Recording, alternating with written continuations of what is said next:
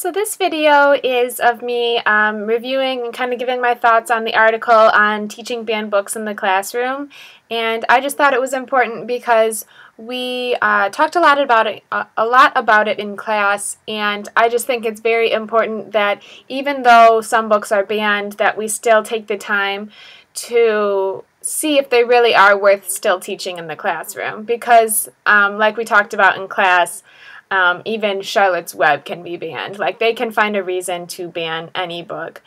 So books can be banned for a variety of reasons, whether they have sexual content or violence or racial slurs or just cause religious differences. But reasons that members of the community, parents, think are inappropriate for the age of the students. But I also think that saying that it is age inappropriate really undermines our students and really doesn't give them enough credit, because I think if we approach the book in the right way, they can think critically about it too and come to their own conclusions. And as long as we are steering them with our lesson plans and the way that we talk about the book, that they can really get some educational benefits out of reading these harder materials rather than just going with the ones that are easier.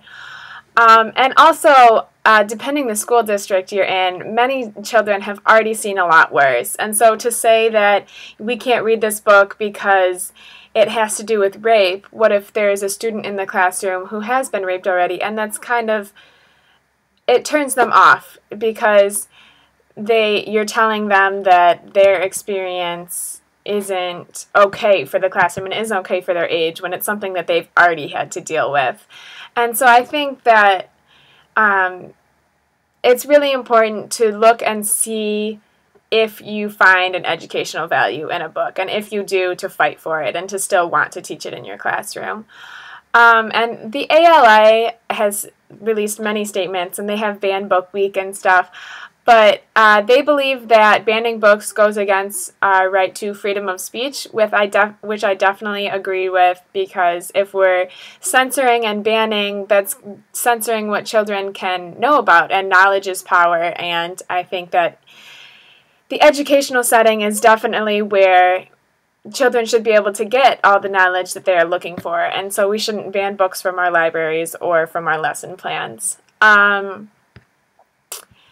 The article kind of explained why we should still teach banned books, and gave some kind of some tips for how to still teach them even though they are banned in the classroom.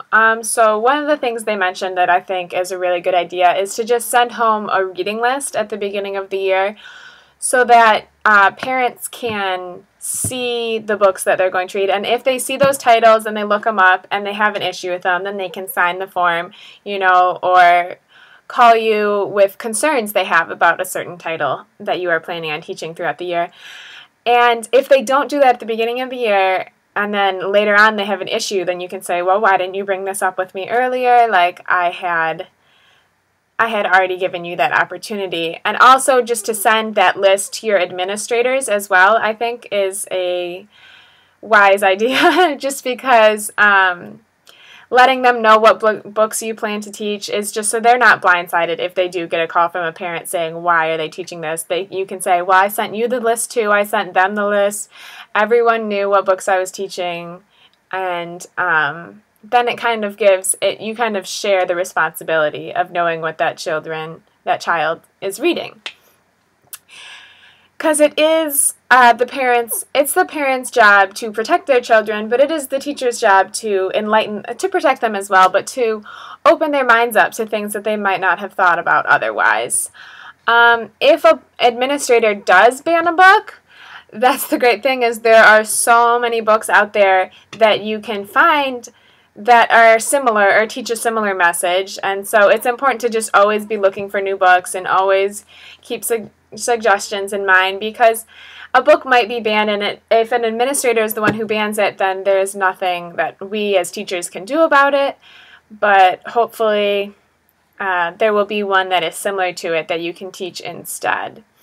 Banned books mean like a lot of challenges for teachers, but I still think that it's worth it because it really helps students think critically, and don't be scared of it just because it might cause a little wrinkle in the